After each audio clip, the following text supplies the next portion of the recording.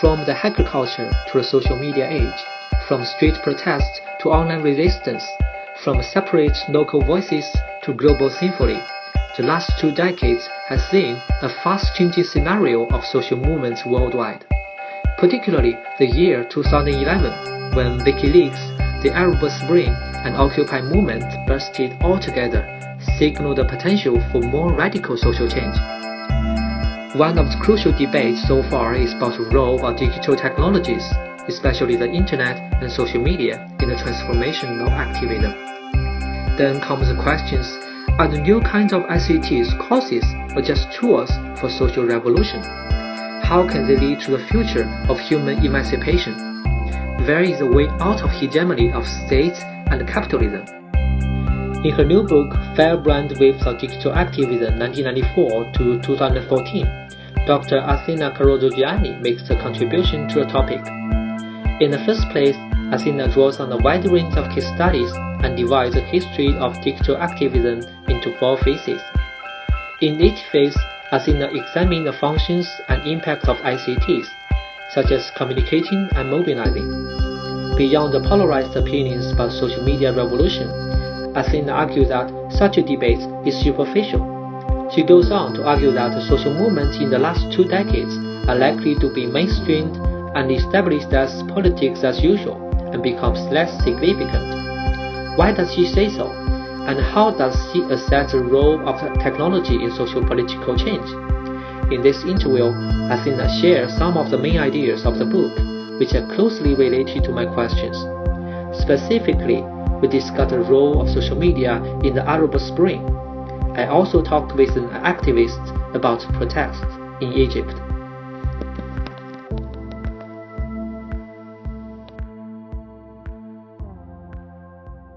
What did you mean by digital activism, and how do you identify the 4 phases? Can you give an introduction to readers? Okay, so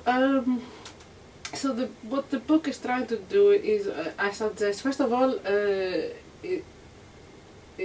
how I understand digital activism, it has to do with groups, movements, organizations that use information communication technologies, mobile media, computer mediated interaction, mini media, any sorts of digital tools, so to speak, to mobilize against regimes, for democratization, for liberalization, against censorship, for example, in different countries.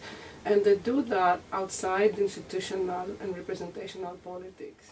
The first phase I've got there is 1994 to 2001, and it stops there, the first phase, because 2001 is when you have 9/11, and that had, as an event, a significant impact on what was going on online, and we know that because there's a lot of work done on that. And then the second phase that I look at is 2001 to 2007, roughly, which is when you have this proliferation of cyber activism. People call it internet movements because people looked at the globalization movement, for example, and how it went from Seattle to Geneva, Melbourne, and so on and so forth, how they used email lists and before Web 2.0 to mobilize, how people mobilize, especially the second phase has to do with the Iraq War. Third period identifies from 2007, roughly 2008, that takes to 2010, and then from 10 to 14. So these are the third and fourth periods. And these periods are shorter because they accelerate. You have like first of all, the spread between 2007 to 2008, 2010. We have the spread of digital activism there. And then you had sort of the mainstream. In 2010 is the moment we have WikiLeaks, and from WikiLeaks onwards we have the Arab Spring, you have Occupy, 2011, 2012, you have Snowden, 2013, and this is where I argue is the mainstream of digital activism, and also that in some ways, because there is a revelation, there's not the affair of surveillance and structural data acquisition complete of metadata. Some scholars argue that social media plays a decisive role in the revolution of Arab countries. Others emphasize negative consequences like surveillance and political control. Instead of joining the debates, Athena argued that the use of social media in movements is mainstreamed and tends to be insignificant. The digital activism and cyber conflicts of the last 2 decades, like Arab Springs and this movement, Occupy, will pale into insignificance. And why did you say so? Well, because I think that digital activism, for me, after Snowden, is a red herring, so to speak, because what Snowden revealed is that if you have metadata, structural data acquisition, what you will have there is individuals being so much aware that they are being, their communications are being watched, with the possibility of somebody going deep in what they're saying. So sources, journalistic sources, will not be able to whistleblow, like, for example. So I think in that sense, that's one of the arguments, that basically it's going to be more difficult for people to use, to actually engage in digital activism. On the other hand, I think it's going to be the contrast and the contradiction I have while I'm thinking about this is that you will have a lot of digital activism is becoming such a part of the everyday of politics, if you know what I mean. You can see examples with Occupy, Black Lives Matter, even now with how the Parisian strikes were actually organized against this new law that came in. And so you had like a site that collected 1 million, a petition side. You have like the Bernie Sanders versus Trump, the mobilization of supporters against Trump. So this use of social media to actually mobilize is becoming part of the everyday life of politics at the same time, right? So that's what I mean by mainstreaming. On the other hand, you have this difficulty of sort of seriously engaging with authority, right? In terms of this, on the other hand, you have this mainstreaming of it, so everybody's at it. So we're not surprised, when we see yet another video of Anonymous, because they've done it so many times. It's part of sort of, you almost expect things to happen. You expect people to use Facebook to mobilize against Donald Trump. This is part of the thing.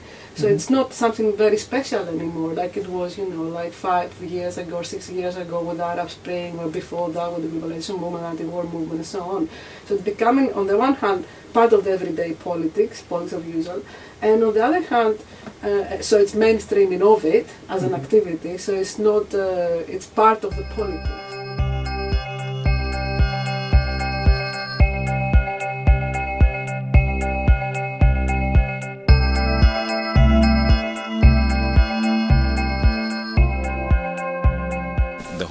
Of social media was kind of very intense, but it was more used as a mean to organize and to reach out to a wider spectrum of people.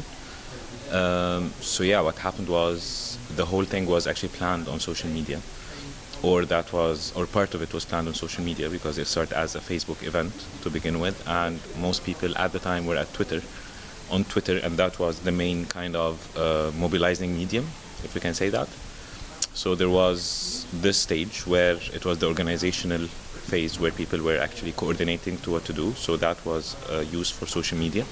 And then afterward, it became like this kind of news dissemination force, because not everyone knew that this would happen. Like, people knew, but no one believed actually it will really happen. So when it happened, there was this kind of shortage of media coverage in places. Like, most media organizations would be settled in Cairo anyways, because it's the capital, but whatever happened in other governorates and cities wasn't really covered. So the main source of news coverage for those other cities was social media, whether it's Twitter or Facebook. One of the perks of social media is that it's regarded as a more free space where people can express themselves freely. But this has an upside and a downside, like everything. So the upside would be you would reach more people, you would find more people that actually believe in what you believe or think in what you think. You can have this kind of conversations that wouldn't have been possible otherwise, due to geographical boundaries, due to social class boundaries, due to time constraints or whatever, but now everything is kind of open. The downside, however, is that you're not always aware of who is the person you're talking to. So yes, I think governments or other regimes or other whatever, they can do this, what's called as internet trolling kind of thing. So that, for example, if I think that was a few months ago, there was the anniversary or the first year of having Ala Abdel Fattah, who's one of the most prominent Egyptian activists. He was in prison, and he still is in prison, and it has been a year. So on that year, there was this kind of agreement of honoring him on social media. At the same time, you had many people who are more or less associated with the regime starting this kind of a counter hashtag just to take over the media coverage that's happening. That's one thing. The other thing would be that sometimes people are targeted because of their social media accounts, because again, Athena argued that the capitalism cannot be separated by contemporary social movement, and the network logic has failed to offer a solution. So she proposed a notion of revolutionary virtue in order to bridge feelings and actions towards social change.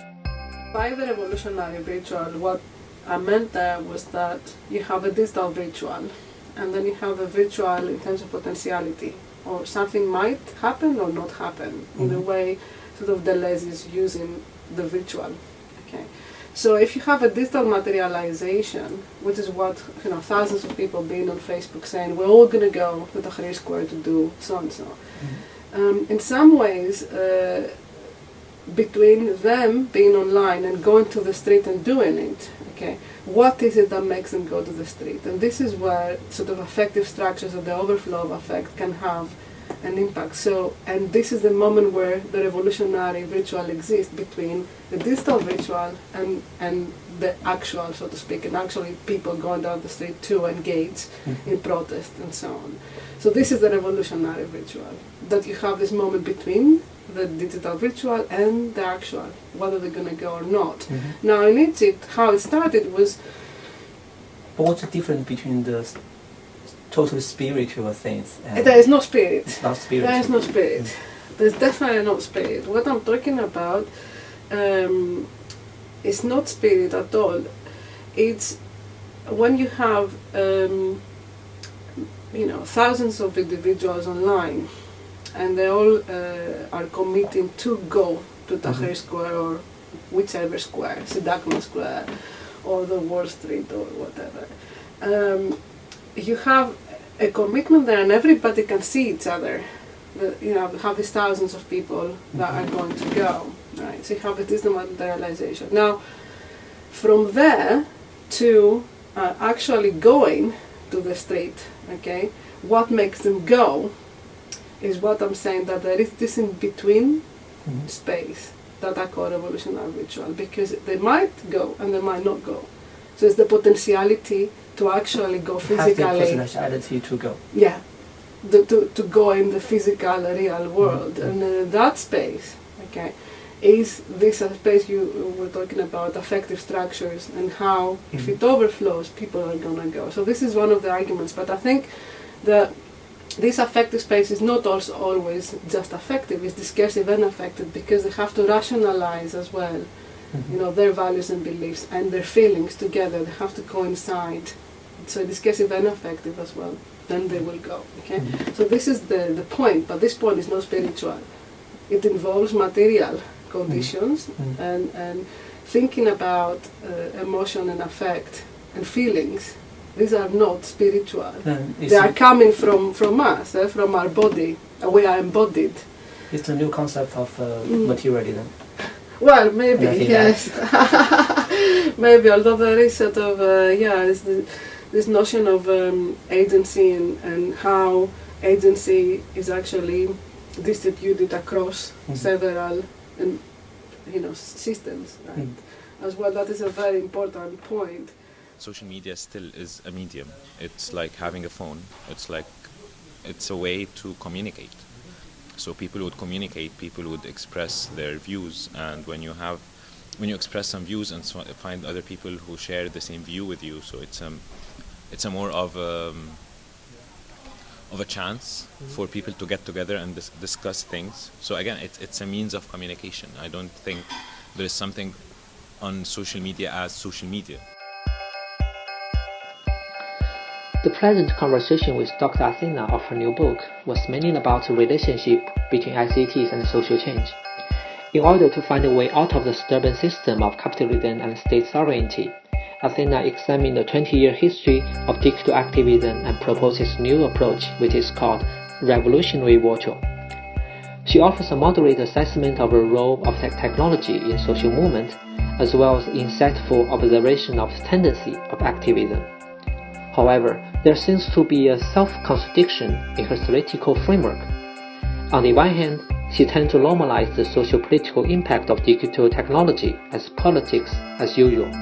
On the other hand, she still believes in the so-called potentiality for social change, which is enabled by everyday use of internet. It's partly due to the reliance of network paradigms, which tend to overestimate communication counterpower while lacking attention to a dialectical relationship between technology and the wide range of social forces. It will be more fruitful for both readers and researchers to compensate top-down approaches with bottom-up approaches in order to understand social change without being either utopian or dystopian. Are you more optimistic or just more pessimistic? Okay. Well, I'm optimistic about the human agonistic sort of potential to solve problems and to understand, material reality, what is happening around us. I'm very optimistic about that we do make, a lot of strides, especially in the last, century, gone really far. I'm optimistic about that, but I'm pessimistic about how we put some sort of limits to how we consume and how we grow without exploiting fellow humans and without devastating the environment.